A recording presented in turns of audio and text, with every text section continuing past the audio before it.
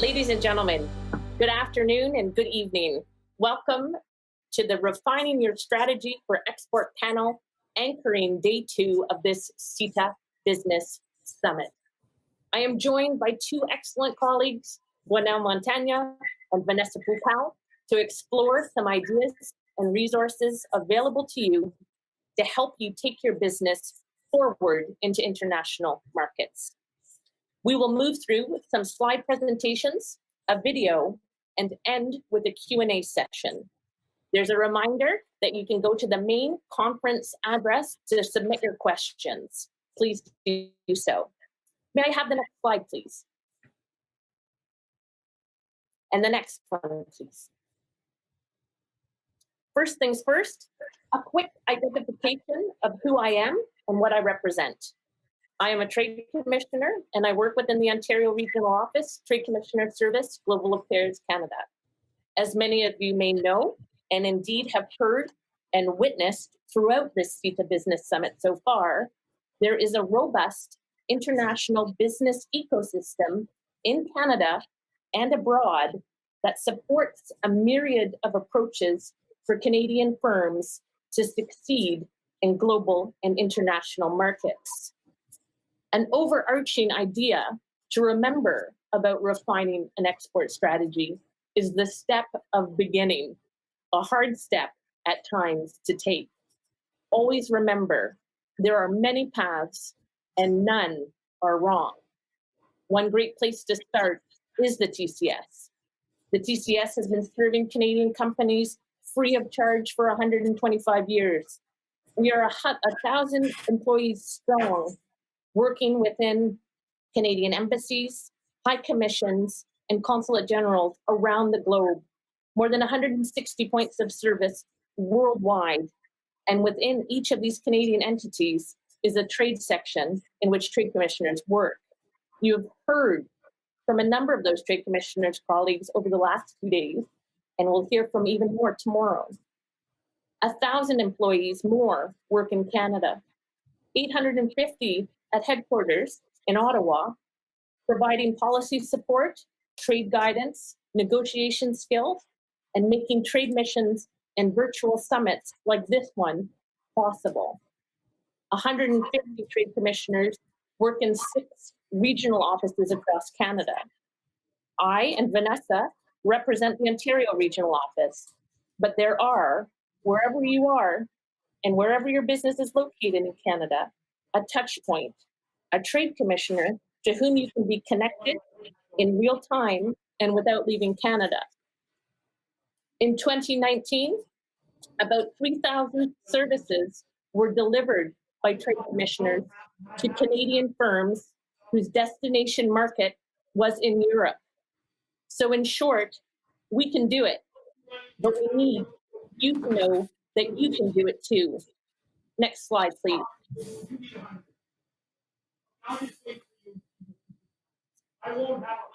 This next slide, terrific. This next slide is meant to impress upon you that there are many stages and ages of growth and scale as an exporter, and many resources to help along the way. First, despite the grid-like appearance of this slide, the exporter's journey is not always linear, and it is unique to each firm or company. You will not spend the same amount of time in each stage or with each resource person that you meet along the way, and that's okay. Second, most international trade resources that you're going to hear about and that are represented on this slide are committed to working with a serve or refer model. If we cannot serve, support, or provide service, we are delighted to provide guidance and warm connection into the other networks. For new exporters, there are some terrific low-stress starts from our Trade Commissioner Service, and 2 of these are totally self-directed and self-paced, and they include our export quiz, Are You Ready?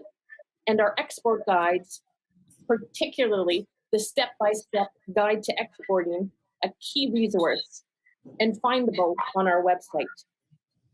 The mantra for new exporters exporters really is prepare, prepare, prepare. So I framed the idea of the panel, but it is our next two speakers that are going to give you real concrete tools to crystallize your ideas, to refine your vision, and to support your export strategy going forward. Gwenaëlle Montagna, a senior director within the World Trade Center Toronto, part of the Toronto Region Board of Trade, is with us today.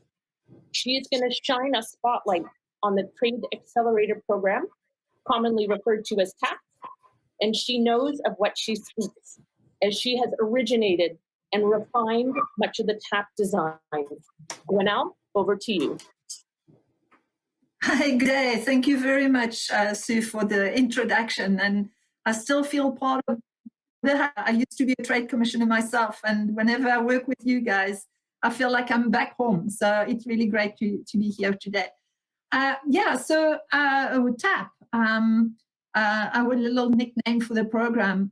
How did it come about? Well, 5 years ago, there were a lot of studies, including a big one we did with the Toronto Board of Trade, that actually tried to figure out why Canadian companies were so lagging behind with regard to their presence around the world.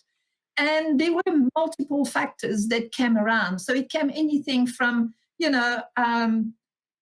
capacity financing. How do you access financing? How do you access the right information? How do you access the right skills? Where do you find the time? How do you access the right people? There were and so many bits of information all over the place that people actually were struggling to figure out, okay, where do I go for this? Where do I go for that? There are so many things out there. So we created a program to try to answer all these questions. Next slide, please. So the idea is through TAP, we wanted to really address ourselves to entrepreneurs. So yes, provide the right information, but designed for people who run their own business and don't have time and hours to spend behind a table in a classroom. We wanted something very much hands-on that was designed to grow businesses, but at the same time opens people's mind to all the opportunities out there that you can get access to if you go international. So what is TAP? So what did we do? We started small. Next slide. Obviously in Toronto. Next slide, please. We started small, and we realized that we could go anywhere in Canada. The need was there. So we started in Toronto. Then it got so successful because companies came back. One of the difference with TAP is that we measure people. So unfortunately, on the little dotted line, when you come through TAP, it means that every 6 months we send you a survey and you have to answer basic information, like how much have you sold, to which market are you going, have you changed, are you employing people, all sorts of stuff like that. And with that data, which is real data, we realized the program was working. So our colleagues from World Trade Centers across Canada started approaching us. And the bottom line is that today, TAP is delivered all over Canada, from pretty much Victoria Island to Halifax. And the Trade Commissioner Service has been a very, very strong partner in this. And I'm really, really delighted every time that our trade commissioners send companies to TAP, because they know the progress. As they say themselves, we can recognize a mile away companies that have gone through TAP or those who haven't. And that's really the best compliment that we could get. Next slide, please. So what does TAP do? As you can see here very clearly on this graph, TAP that come through, companies that come through TAP, within 2 years of coming through the program, they grow from an average of 5 million to close to $8 million company. Obviously, we get a lot of companies far smaller than that. This is just an average. We have companies that go as low as $500,000 revenue per year. But this is the type of growth that we actually see. When it comes to export revenue, it is even more impressive. we basically, on average, triple the level of exports that companies experience within a 2-year period. So that's quite exciting. Next slide, please.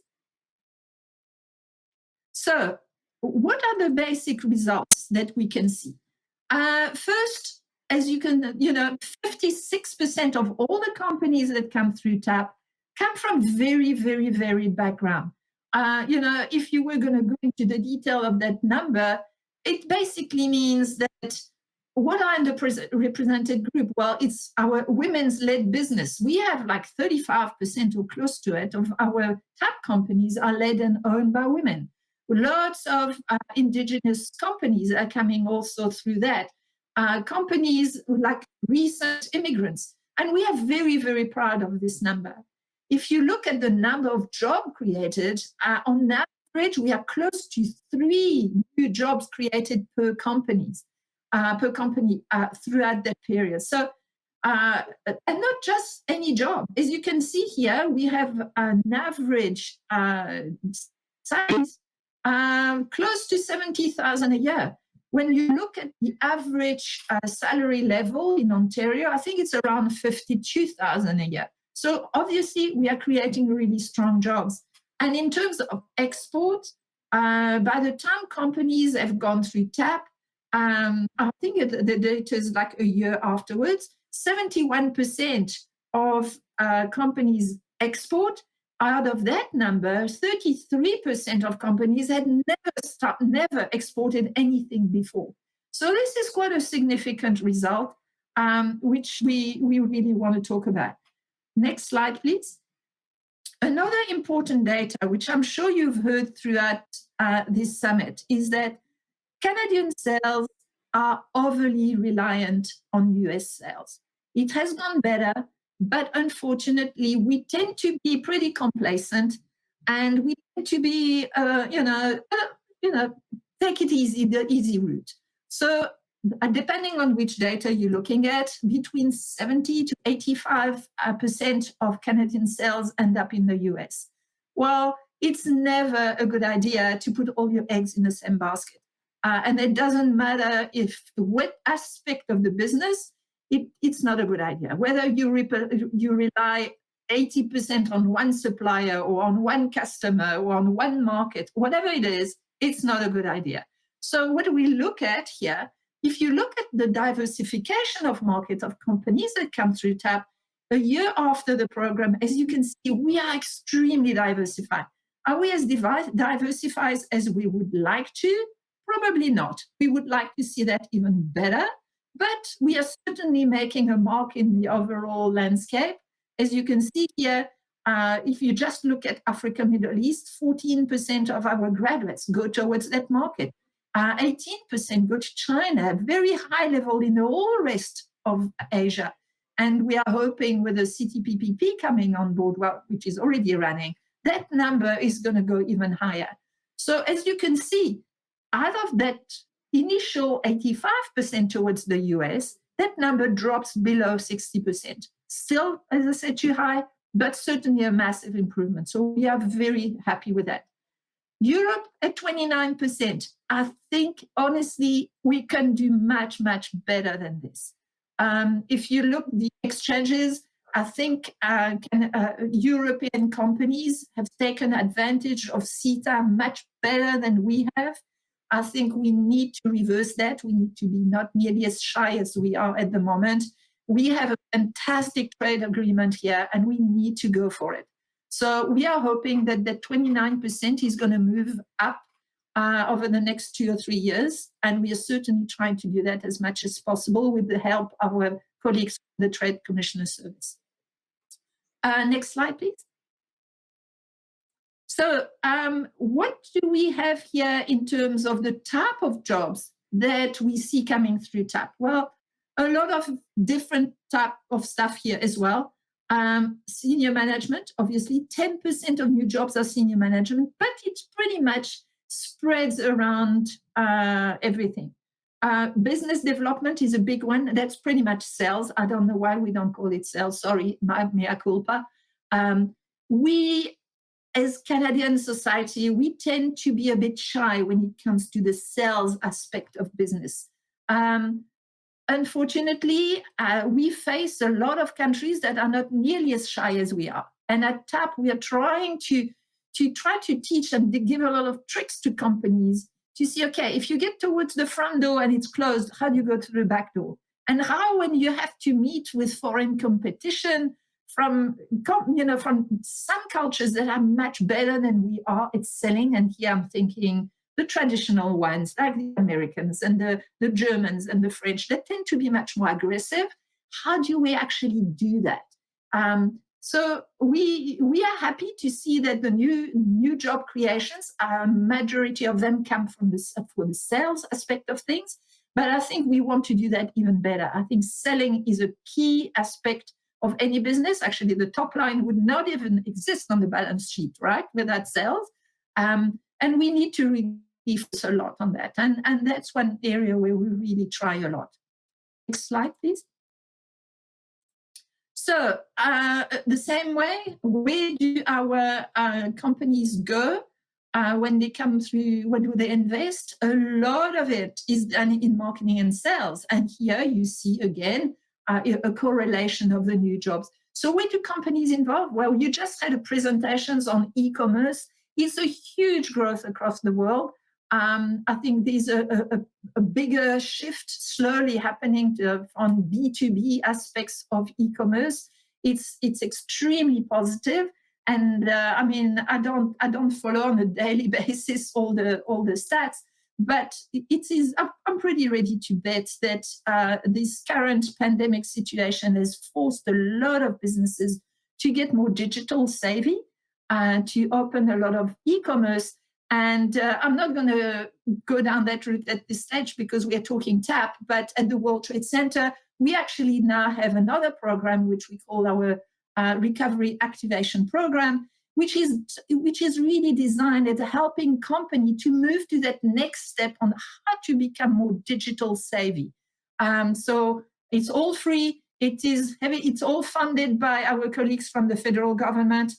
So we strongly encourage to follow that as well, to come online, do your assessment online, you get free report on where you stand on the whole scope of digital readiness, and we will help you go through that. So sorry, that's a little aside from TAP, but I thought that would certainly help a lot of your companies or people who are listening to you. So what do we cover when you come through TAP? Next, please. We talk about, as you can see here, a whole range of subjects. So it's hard to put everything in on one page here, but going international is complex, or can be, especially if you're not prepared. And here, thank you a lot, Sue, for at the beginning stress that I think the huge hurdle that companies actually have is that very often they're not prepared enough. They don't do their homework enough before they actually go. They work on an ad hoc basis. They get to a trade show or they get an order through email, and then they just go without necessarily do their homework before. And very often that's where the pitfalls are. So what do we do with companies? As you can see here, we have different modules that are extremely interactive. And I think, Sue, you've been participating in some of our TAP sessions. Presentations are all not more than 15 minutes, lots of interactions, sales game, role games, role plays. It's really driven on hands-on work and peer-to-peer exchanges, and it's working extremely well. So what do? We talk about not just law, but we go into details. Law, what is that? Well, how do you design a proper contract so you are solid when you go outside of Canada? How do you protect your IP so you don't go in a hotel room somewhere in Shanghai, you join the local internet or intranet of the hotel, and suddenly everything that's on your laptop disappears to some competition. I know it sounds like a horror story, but it happens all the time. How do you protect yourself when your people actually going to sell in other countries? Do they have the right visa? How does it work? How do You cover international tax as well. So all this is just one small aspect of law, but we do the same thing with sales and marketing and logistics. And how do we help you put in place internal processes so that you actually increase your productivity and your efficiencies?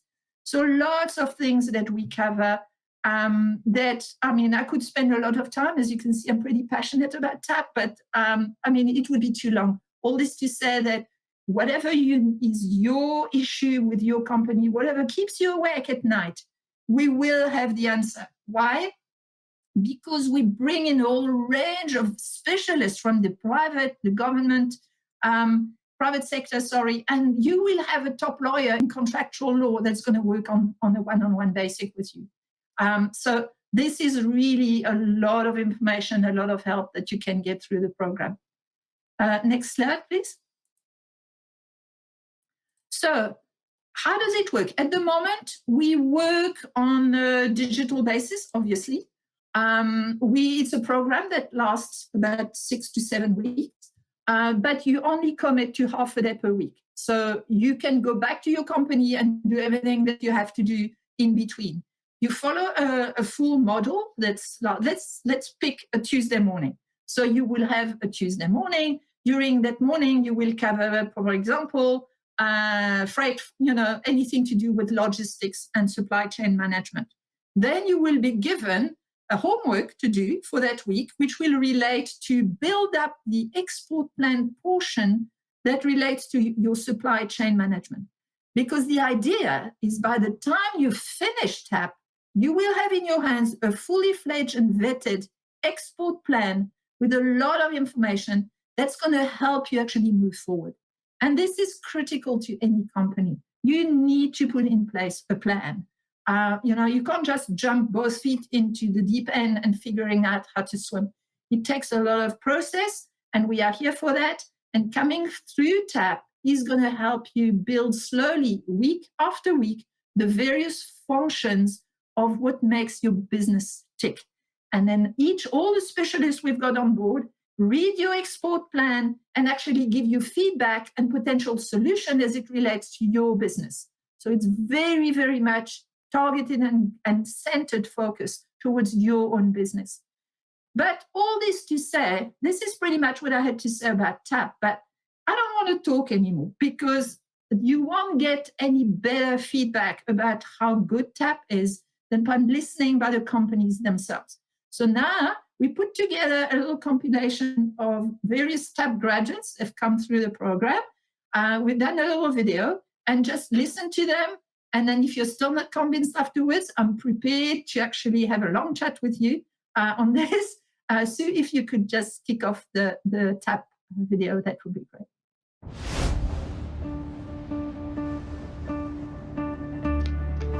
What is the Trade Accelerator program? An excellent mentor list, contacts, a new network, a targeted plan, different kinds of government resources. TAP sessions are designed to help get businesses to the next level, to prepare them for international expansion. We help set businesses up on the right foot. Coral is a fintech company that provides funding to early-stage technology companies. Prior to the TAP program, we were a lean team doing things mostly on an ad hoc basis. At the very beginning, the first four and a half years were really tough. Marketing something nobody knows about on the planet. Signify is a technology company. The early years were really tough. Being an entrepreneur is not an easy thing to do. We offer expert coaching and planning. TAP has been amazing. Every day there was experts talking to you, giving you guidance of who to talk to, where to go, and create relationships that were impossible before. The Trade Accelerator program put pen to paper on our expert plan. I came out of there with a more enriched understanding of different kinds of government resources. I made great contacts as well. We didn't really realize until after we took TAP that this is a process. It has provided a targeted plan to give yourself trajectory into 5 years down the road. It changed everything. We graduated from TAP with a much more holistic understanding of the resources available to us as a Canadian small business exporting. There's a rapidly growing interest in curling, so it was perfect timing to think about our export plan. The TAP program forced us to really look at resources within our network, and especially a new network that TAP brought us, services that we weren't aware of. We had the opportunity to modernize vinyl records. TAP sessions weren't just lectures. There's contacts, notes that I use even today. TAP really helped us focus on scaling and predicting the future so that we could grow accordingly. We help businesses grow and expand internationally. We saw 20% year-over-year growth, like right out of the TAP program. Within the next 18 months thereafter, we had grown into 10 different countries across 4 different continents. Since graduating from TAP, our sales in the US markets have increased to account for roughly 80% of Coral's current annual revenue. We grew our export from 50% of our sales to 95% of our sales in 18 months. We've grown about 1,500%, and we continue to grow at 40% month to month. As a company, we grew up a lot. And we're everywhere from Europe to the Middle East to the Far East. In 5 years, the Trade Accelerator program has grown from 1 location to over 25 Canadian cities, and we are now diversifying to niche sectors and are looking at the global stage. Having TAP in our corner now has opened up what the world has to offer.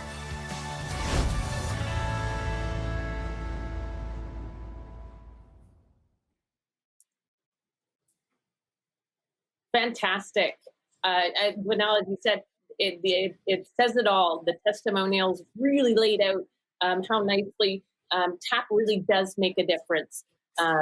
It has such an impact, and we really can tell as trade commissioners when a company has been through the program, is a graduate, the type and of maturity that they bring, and that plan in place, and it's fantastic. We'll have some time for questions hopefully from the audience, and return to the TAP theme after just a moment. Next, we're going to turn to Vanessa Pupal, who is a trade commissioner within the Ontario Regional Office and is one of a cadre of CanExport expert souls who enlighten Canadian companies on CanExport programming. And CanExport programming is a super complement to having a defined export strategy.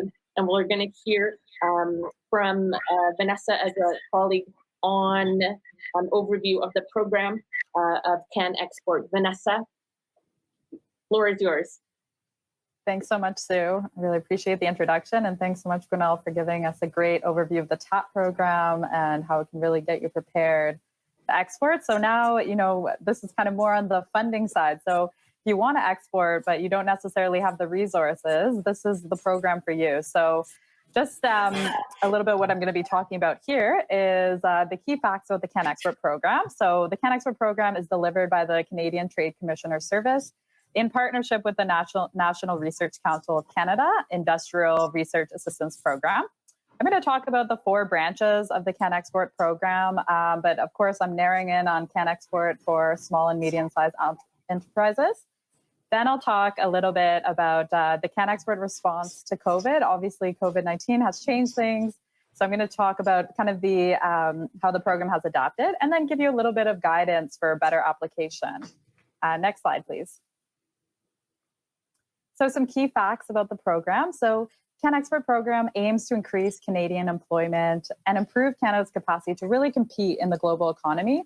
There's $33 million in funding per year. The cost sharing depends on the program, but the ratios are 75-25 or 50-50. So what that means is that the government would cover 75% of the costs, and you would cover the other 75%.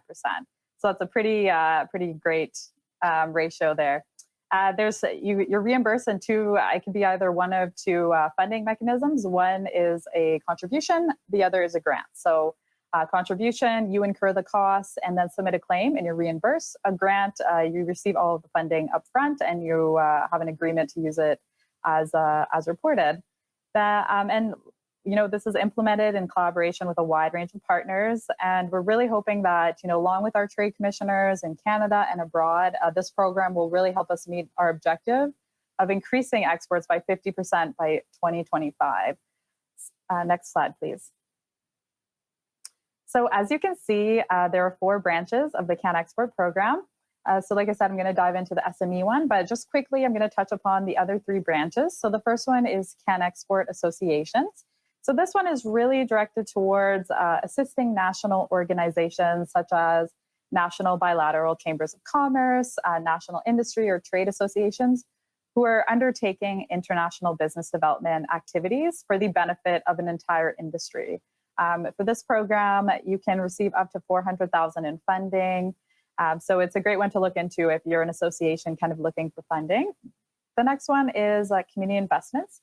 So this one is aimed towards Canadian communities. That includes, municipal governments, locally based organizations, investment promotion agencies in attracting, retaining, and expanding foreign direct investment to create jobs, support innovation, and increase exports. So this one, you can get funding up to $500,000. So that's another great program. And then the last one that we have kind of in the family of CanExport is CanExport Innovation. So this one might be of interest to a lot of SMEs as well, because this is really assists innovators from Canadian organizations to establish R&D partnerships with pre-identified foreign partners for the purpose of co-developing, validating, or adapting a technology. And this companies that are eligible are Canadian SMEs, academic institutions, and non-government research centers. And you can receive up to $75,000 in funding.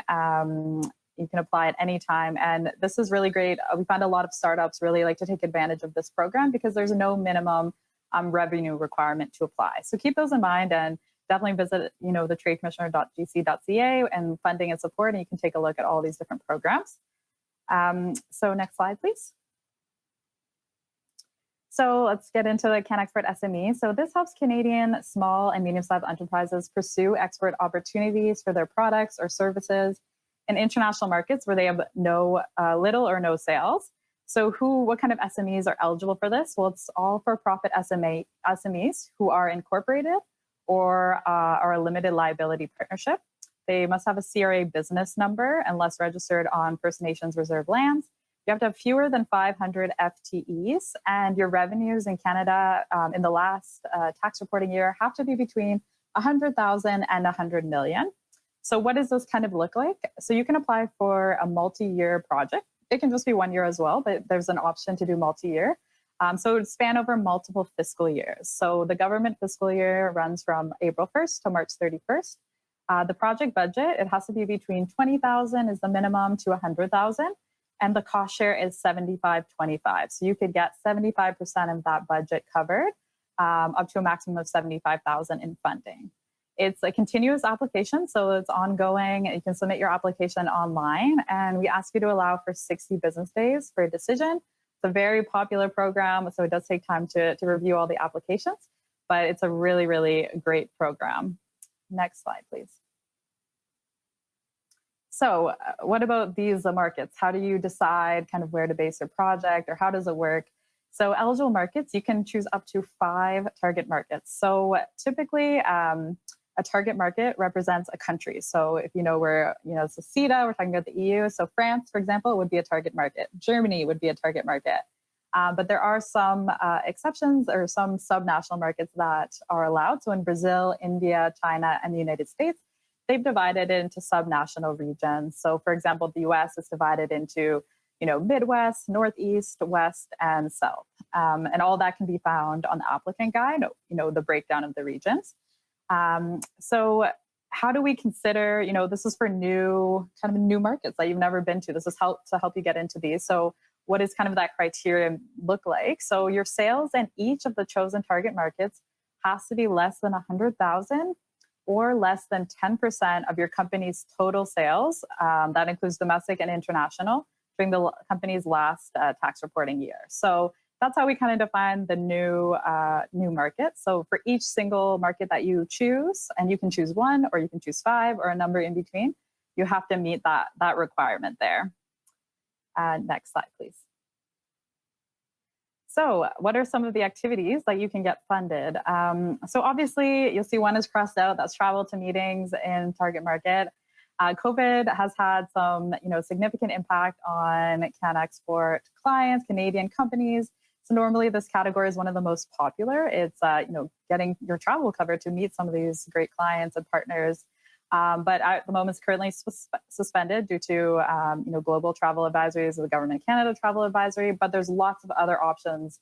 So as you can see, you can participate, get your registration covered to participate in virtual trade events to meet key contacts in target markets. So that's a great one. Category C is extremely popular. So this covers marketing tools creation, adaptation, and translation, and expenses for online advertising, including search engine optimization. So this is a huge one.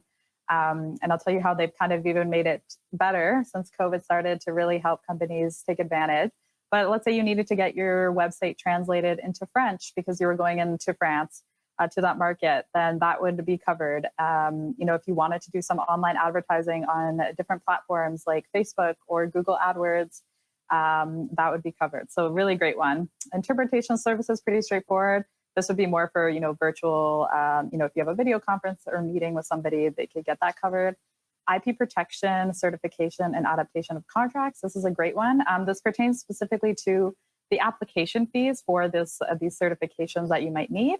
And then we have two consultant categories. So we have consultant for business, tax, and legal advice, which is, really great. So this includes expert advice on, regulatory issues that maybe you might have in these target markets, things like that. And then we have a consultant for market research, feasibility studies, identification of key contacts, and B2B facilitation. So also a really helpful one.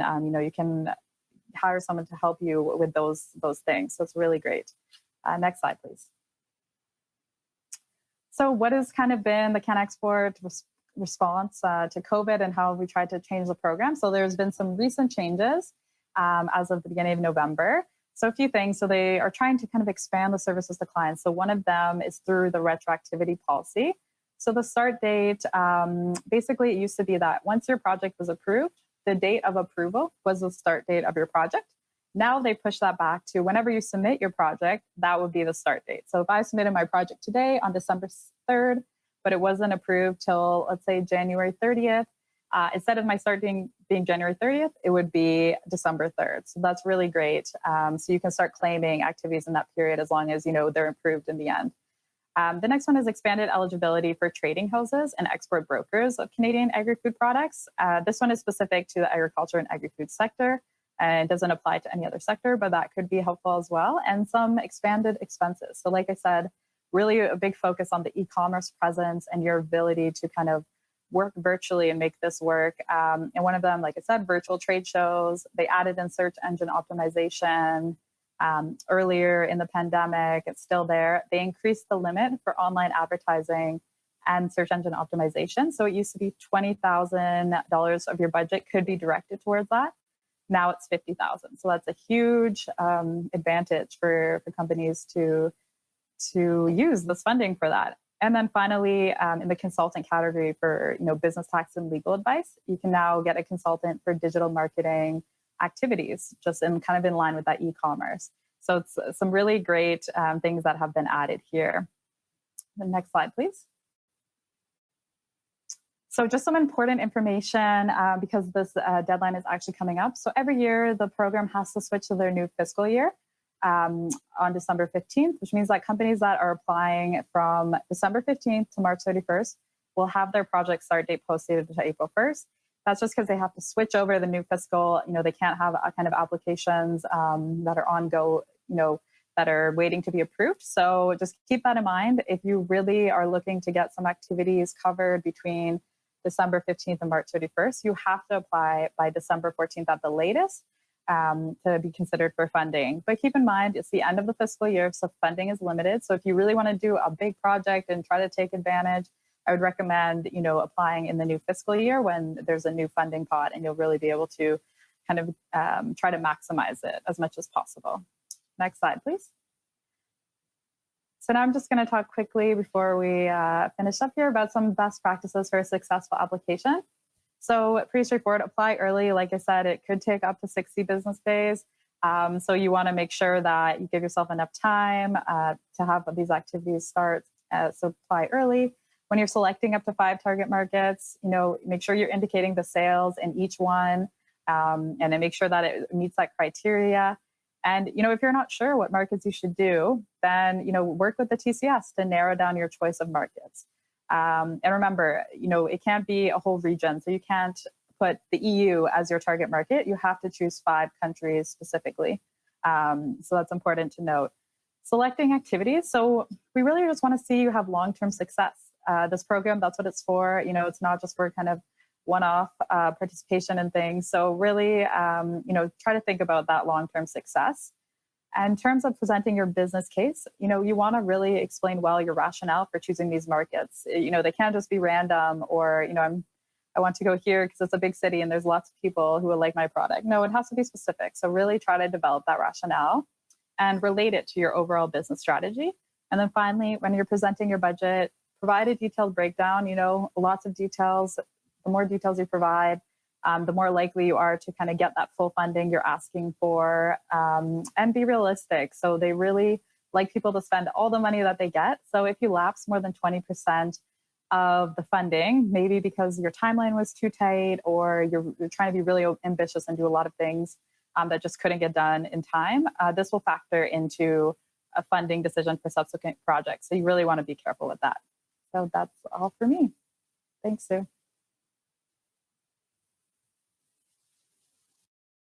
Terrific. Thank you for that great overview, Vanessa. It helps, I think, for those in the audience and to understand that they can really plan and prepare and to use both of these tools in combination even.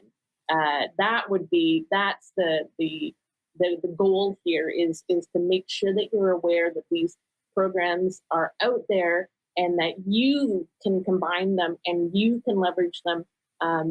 Speak to us and learn from them and when they might come in handy at what point of your journey. We've had a couple of questions from the audience, and I encourage others to put their questions through to the conference or box, please, and we'll continue to take questions for another 10 minutes or so. Well, Doug had, if not really a question, he said, I would like to go through the TAP. Smart man. I think that's absolutely the way that businesses should go. How would you suggest Doug get started? Is he looking at a particular website? I'm not sure where he is, if he is in Ontario or in another province, but what would you direct them? Okay, I think the best way is probably to join your local trade commissioner. Okay. Because then you will get referred. It means you don't pay much. So it's a huge advantage to go through your local trade commissioner. If you are in Ontario, you can direct access to our BOT.com, which is the Board of Trade, and find there just under TAP the applications, no problem. You can, otherwise, we would refer you, these are the two easiest way. Even going through our website, you can choose the region, you can choose the city, these are the two ways of doing. But if you go through the trade commissioner, you get referred with a very interesting discount. Fantastic, great promotion there. Gina had another question about whether TAP is open to arts and cultures or creative industries. Yes, definitely. I mean, we just actually had the creative industry. So the next one, unfortunately, is going to be a little further down the road. But that doesn't matter. We can certainly insert you in another cohort. We bring in the right experts, so it's not an issue. Depending on the size of your business and what you want to achieve, it's not a problem. Just contact us, and then we'll make sure that you get access to the right sector. Fantastic. Thanks very much, Gina. Hope that answers your question. Vanessa, wondering whether you've seen, or we can go back to that slide about creating and writing a best application. You can talk a little bit more about the business case. So, this is something that is maybe newer to people. Do you have any kind of tips on that and about being able to give just the right amount in that business case? Yeah, definitely. Well, I think you made a good point of using these two programs kind of together. So we actually find that applicants that have done the TAP program, right? They already have a great business case kind of prepared. So it really helps them when they're kind of refining it. Maybe they're doing different markets, but it really helps them. So, I highly encourage everyone to look into TAP and to, that will help you kind of, if you're not sure what to do and how to make your export business case for CanExport, it will help you with that. But honestly, they're looking, what we're looking for is, how is this, your export business plan align with your overall business strategy? What are your objectives? What are you trying to achieve here? And how are the activities that you're actually choosing, to ask for funding for? How will that help you meet that? So really explaining that clearly. And like I said, the rationale for each target market is really important. You can't just lump it all together. Like, this is my overall explanation for all these countries in Europe that I want to go to, like Germany, France, Spain. You have to really, drill down in Germany, kind of what are the opportunities? What are the challenges there? And how are you going to mitigate that? What they're looking for is really that you're prepared to go into these markets and you're ready to face any challenges that come your way. Because like I said, we want you to have success. So really kind of drilling down all those details and really thinking it through. And luckily, the application is kind of divided into questions that really helps you present a strong export business case. And am I correct in thinking that less is more, in that you want to be concise? We're not looking for documentation to the level of, pages and pages submission. This is your boiled down, right on target, rationale, demonstration of why this market is important, significant, and why you think you're going to have success in that market. Exactly. Yeah, you said it perfectly, right? So it's not, you're not trying to drown the reviewer in details and statistics and all of that, but really just giving a good, business case for why you think your product will be successful there. And, how does your product differentiate from others already in the market, right? Because there could already be a lot of competition. You have to make sure you do that research and kind of what you're getting into. Terrific.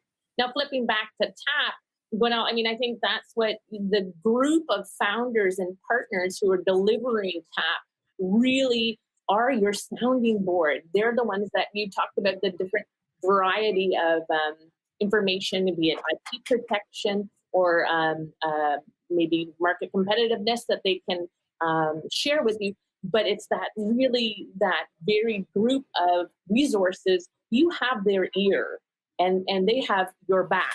So can we talk a little bit more about the founders and the other partners, about that full court press? Yeah, obviously we, depending on which sector we are talking about, we bring in the various experts, okay? Obviously, if you're going to do specialize in SEO we're not going to give you access to a freight forwarder, okay? It makes no sense.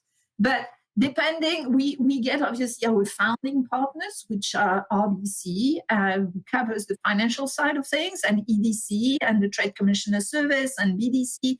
We have some, quite a few national sponsors. And then within each cohort, we bring in, again, the specialists. Most of the time, they are from the private sector. So you will get access to your top experts, lawyers and international tax specialists. Every time I have the tax, it's so funny because I digress a bit here, but you would think that tax and law are boring. And every time we have a session, that session within TAP, it's like the most dynamic one, because suddenly people have got so many questions. They have these experts on the line who look at the real business and say, okay, how do I do that? How do I avoid double taxation? How do I have to charge sales tax when I sell to the US? And how does it impact my invoicing? So there are so many very, very hands-on practical details that companies can answer from. So it's, we are so grateful for all our specialists that actually are involved within TAP and read the business export plans and can actually offer solutions that are targeted to their specific business. Fantastic. And it's so true. It's having that sounding board, having that reaction and having something to react to. It's really the sweet spot, both for kind of TAP programming, and I'm going to suggest for the Trade Commissioner Service as well. We're very effective as trade commissioners when we have your plan in hand and able to work with you on your strategies. But you have to do the work as the firm, as the business first. We're not equipped to put in place the selection mode for you. So, but if you've made the selection to be here and be at the summit, so Europe's your destination, then let's start exactly what this panel is meant to do, refining your strategy and using programs like TAP to help develop that plan, using programs like CanExport SME to take you further by bringing different financial supports. It is that 1-2 punch that is very effective. Bernard, can you talk about, in TAP, it is sector focused, not geographic focused market-wise at the moment? At the moment, yeah. While we do digital, it doesn't make sense to so we have multiplied our sectors. So let's say we have a cohort focusing on food and agri-food. We can bring companies from the Niagara region or Kingston or anywhere, it doesn't matter. So yes, we do have partners with the local chambers across Ontario, quite a lot of them actually. But while we deliver digitally, we open the programs to whatever companies, when companies come on the website and register, they can choose whatever makes most sense for them. Okay, so if you, and it's the date as well, right? You could be having some clients or some board, directors meeting, and you can't do it that week or that month. Then you choose one that actually makes more sense for you. So I really think the best way is to choose and contact us, and then you will automatically get a TAP manager engaging with you and work through the motions to see what makes your life easier. We are very conscious that you have companies to run. This is the top priority for us, is to make sure that your business thrives, grows, and hopefully becomes global. So that's our top priority, and we will we will do anything we can possibly do to adjust to your needs. Yeah, it always has been very entrepreneurial centric and forward, kind of putting that group around the entrepreneur. So intake is from across Canada.